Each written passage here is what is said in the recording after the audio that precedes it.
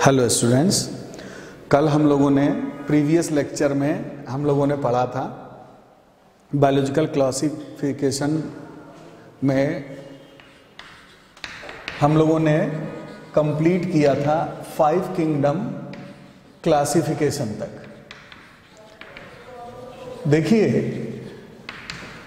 5 kingdom classification में previous lecture में हम लोगों ने देखा था 5 kingdom classification was given by R.H. Whittaker। एक क्वेश्चन तो ये है। फिर हम लोगों ने देखा था इसमें Monera, Protista, then Fungi, then Plantae and animalia.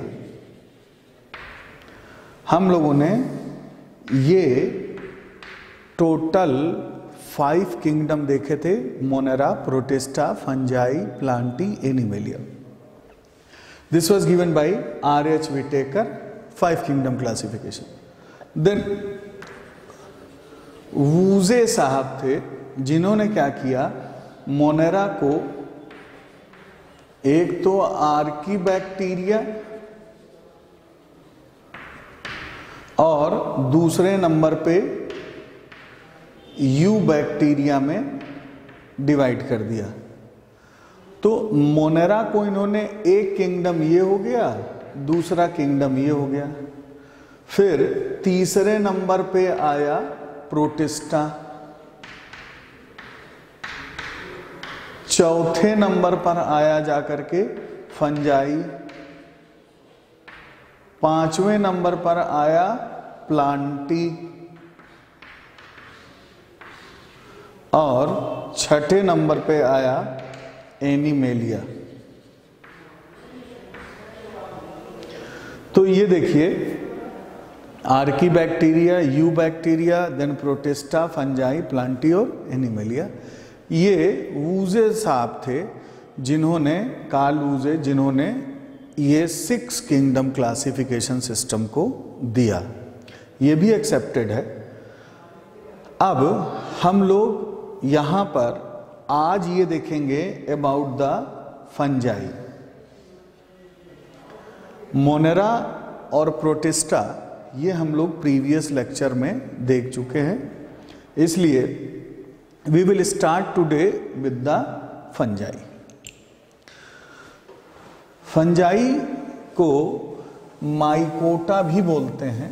एक और ये पॉइंट है, the fungi is also known as mycota.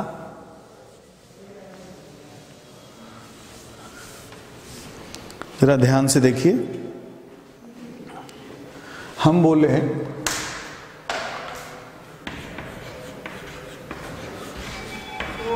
Fungi is mycota.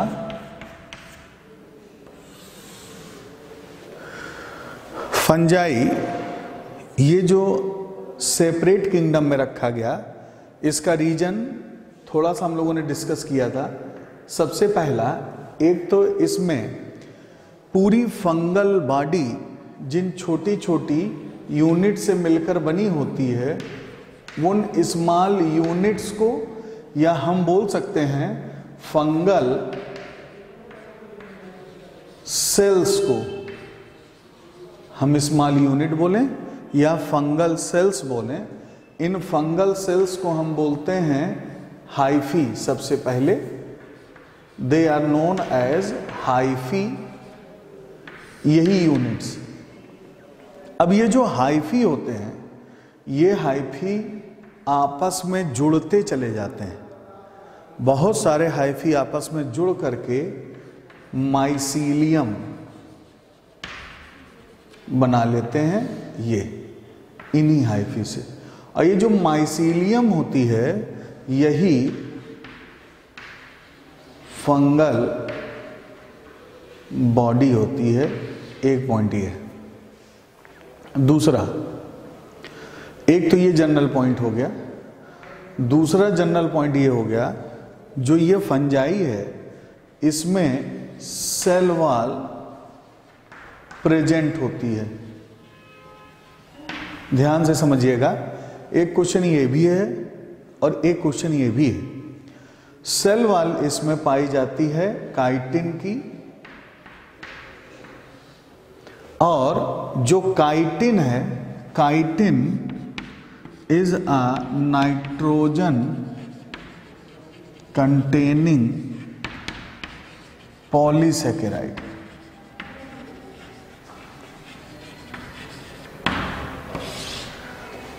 बेटा नाइट्रोजन पाया जाता है, और एक इसी क्वेश्चन को बेटा इस तरह से भी पूछा था, इसमें एसिटाइल ग्लूकोजा मीन पाया जाता है इसकी आउटर वॉल में।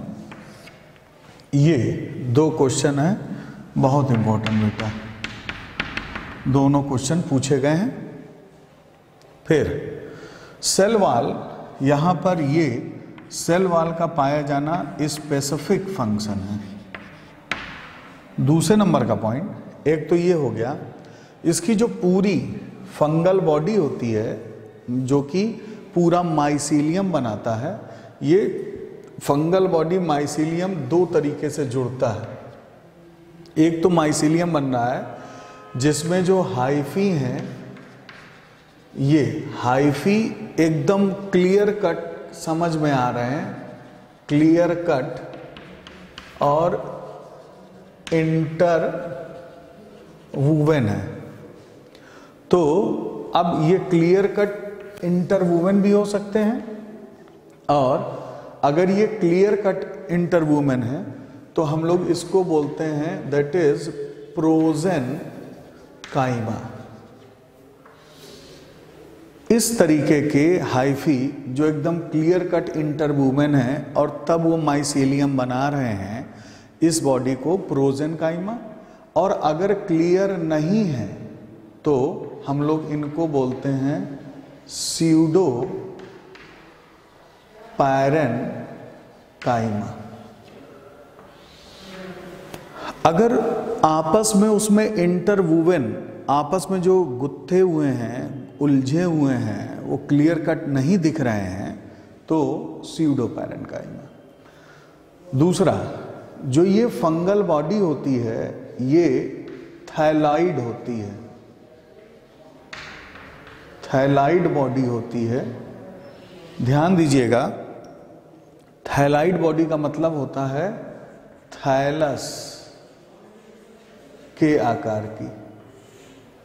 थायलाइड बॉडी जो होती है ये थैलस के आकार की होती है, और थैलस उस स्ट्रक्चर को बोलते हैं where no differentiation in root, stem और लीफ। जहाँ पर रूट, स्टेम और लीफ में डिफरेंशिएशन नहीं होता, इसको हम लोग, इस तरीके की बॉडी को हम बोलते हैं थायलस बॉडी, थायलस। अगर किसी भी तरह की प्लांट बॉडी में रूट, स्टेम और लीफ में डिफरेंशिएशन नहीं है तो हम उस बॉडी को बोलते हैं थायलस शेप की या थायलॉइड बॉडी बोलते हैं। दूसरा, जो यहाँ पर हाइफी है फंगल सेल, फंगस की बॉडी में, यही बेटा फंगल सेल्स हैं। अब एक क्वेश्चन आता है कि इनका नाम सेल्स ही क्यों नहीं दिया गया, क्यों दिया गया हाइफी? तो रीजन इज दिस, हाइफी जो होता है, ये हाइफी एक तो एब्जॉर्प्टिव नेचर का होता है, यहाँ पर इसका नेचर प्योर एब्जॉर्प्टिव ही होता है, ये एब्जॉर्व करता है। दूसरा, इसकी सेल्स में और भी कुछ स्पेसिफिक फीचर्स हैं, उनको जरा डिस्कस कर लेते हैं हम लोग। देखिए जरा ध्यान से,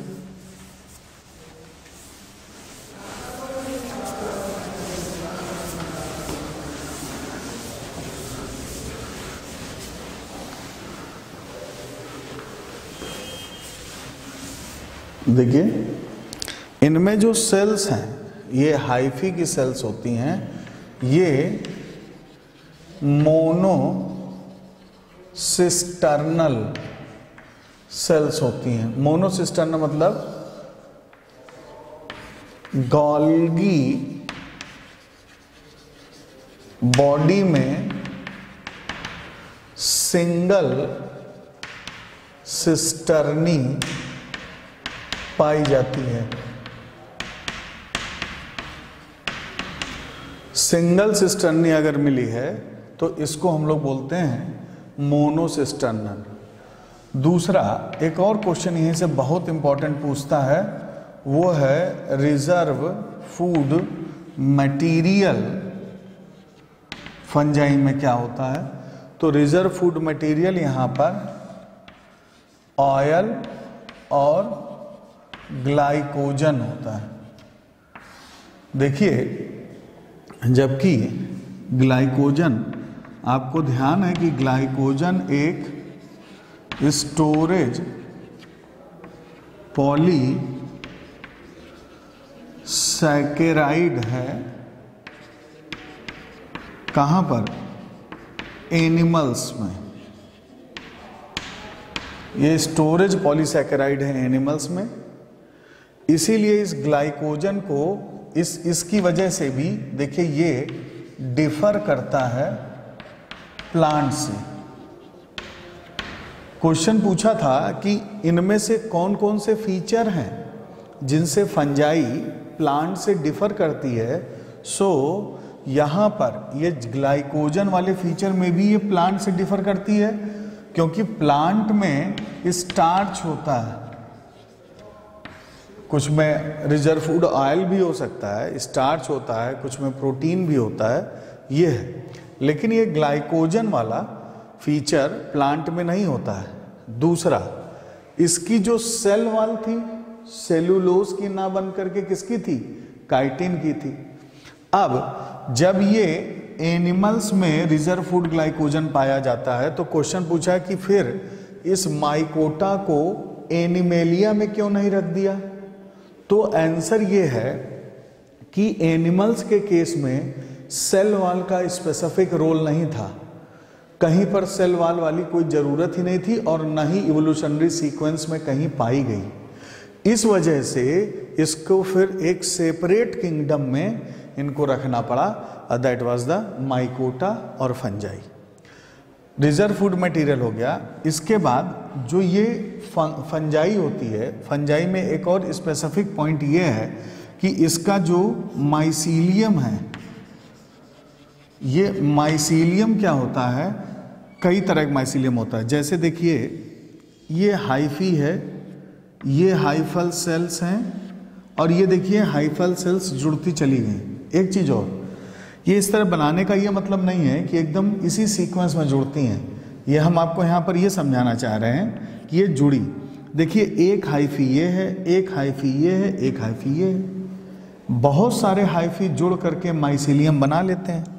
अब ध्यान दीजिए, इसके अंदर का ये जो कुछ भी पूरा ये न्यूक्लियस, अब इसके अंदर का ये देखिए, ये जो कुछ भी ये साइटोप्लाज्म है, ये एक सेल का दूसरे साइटोप्लाज्म से छोटे छोटे पोर पाए जाते हैं जिनसे ये आपस में कनेक्टेड रहता है। मतलब एक सेल से दूसरी सेल का जो कम्युनिकेशन होता है ये मेंटेन रहता है। This is hyphae 1, hyphae 2, hyphae 3। इन सब में जो एक हाइफी का दूसरी हाइफी के साथ कम्युनिकेशन है ये मेंटेन रहता है। क्वेश्चन यहीं से बहुत ध्यान से सुनिए, इस कम्युनिकेशन की वजह से होता क्या है? एब्जॉर्प्शन, एब्जॉर्प्शन में एक तो हेल्प मिलती है, दूसरा डिफ्यूजन ऑफ एब्जॉर्ब्ड मटेरियल, और जितने भी जो भी इसके लिए मिनरल या फास्फेट के ट्रांसपोर्टेशन में हेल्प मिलती है, ये इस साइटोप्लाज्मिक कनेक्शन की वजह से हेल्प होती है। अब जरा ध्यान से देखिए, फिर यहीं पर अगला पॉइंट लिखता है कि ये तो फंगल, पूरा फंगल माइसीलियम हो गया है।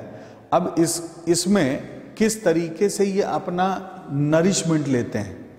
फंगल माइसीलियम में नरिशमेंट के पहले एक चीज और ये इंपॉर्टेंट है, देखिए कई बार क्या होता है, यहां से देखिए जो ये पूरा माइसीलियम है ना, उस माइसीलियम में जो बीच का सेप्टा है, ये सेप्टा हट जाता है।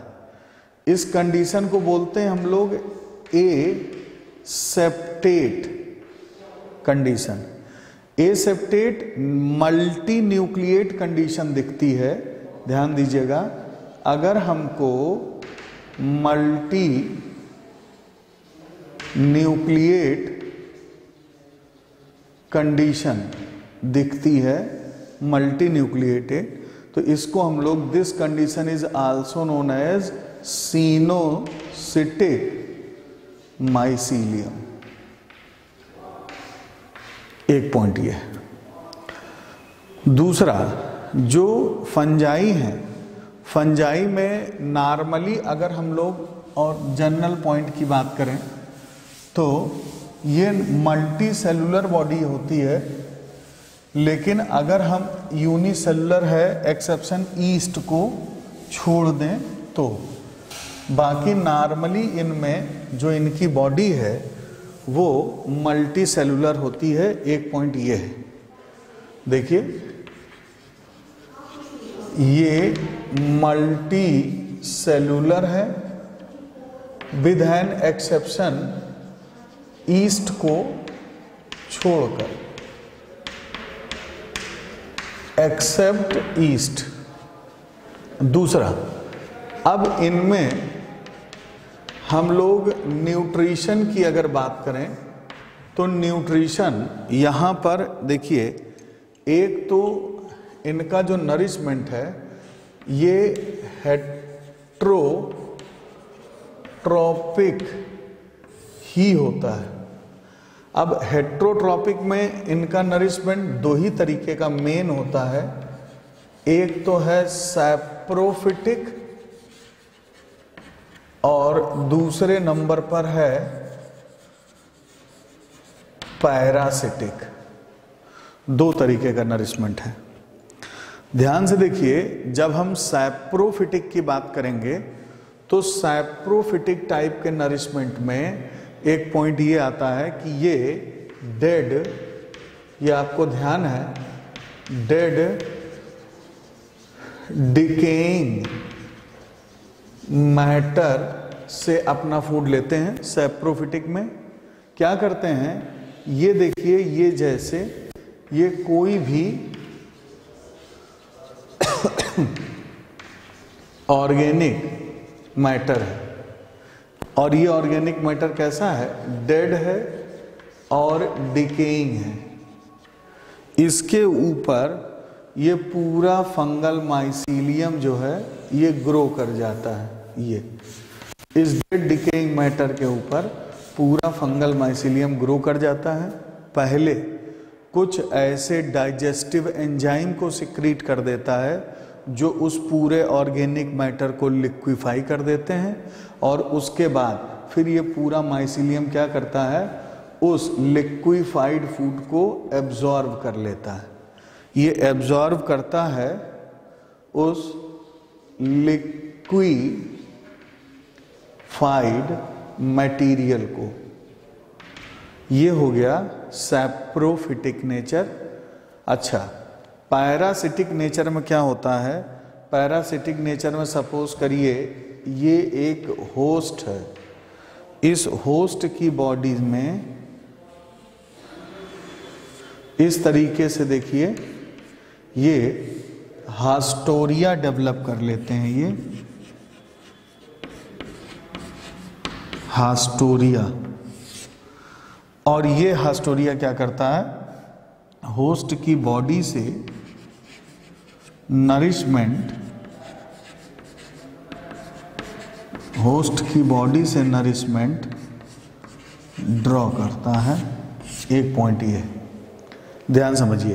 अब ये तो क्वेश्चन बेटा ये पूछ चुका है, ये जितने पॉइंट लिखे ये पूछ चुका है। अब क्वेश्चन कितना बढ़िया देखिए बन सकता है। एक पॉइंट, जब सैप्रोफिटिक मोड है तो इस सैप्रोफिटिक मोड में वो डेड से ऑर्गेनिक मैटर ले रहा है।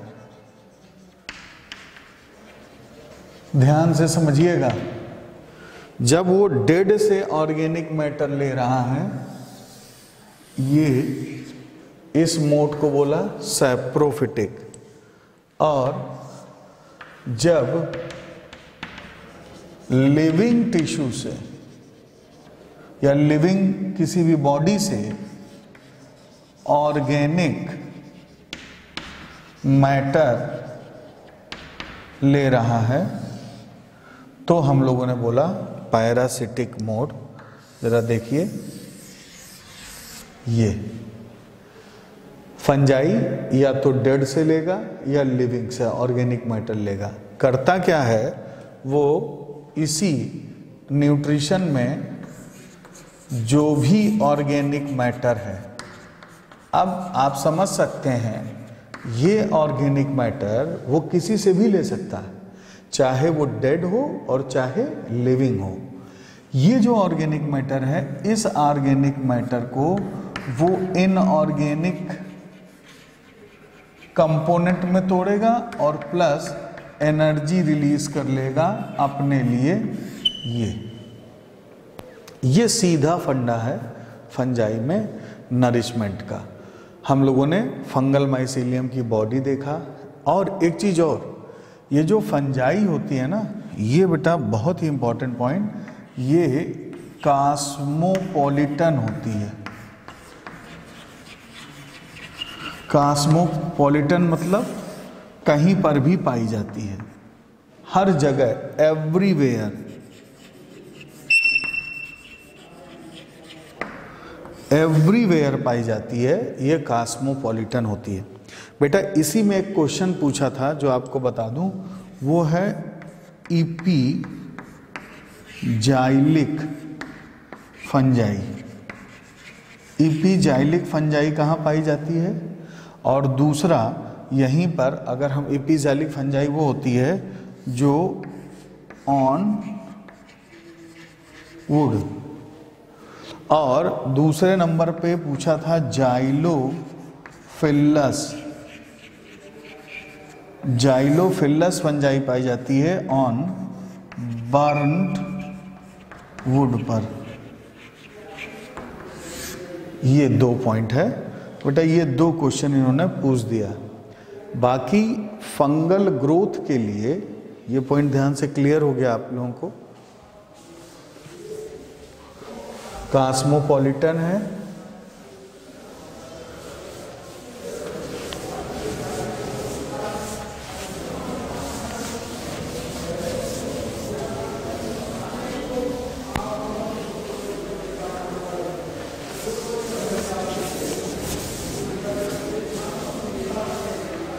देखिए फिर बोलता है यहीं से, ये वार्म और ह्यूमिड,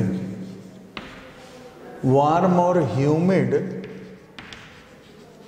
इन्वायरमेंट में इनकी जो ग्रोथ है ये बहुत ही अच्छी होती है। एक क्वेश्चन इनकी ग्रोथ पे था कि इनकी ग्रोथ किस तरह के इन्वायरमेंट में ज़्यादा अच्छी होती है, तो इनकी ग्रोथ वार्म और ह्यूमिड इन्वायरमेंट में ज़्यादा अच्छी होती है। दूसरे नंबर का पॉइंट, जो फंजाई होती है ये जैसे जो फंगल हाइफी होते हैं, फिर उनसे माइसीलियम बनता है, इसका बेसिक नेचर एब्जॉर्प्टिव ही होता है, ये याद रखिएगा। अब हम लोग आ जाएं यहाँ पर रिप्रोडक्शन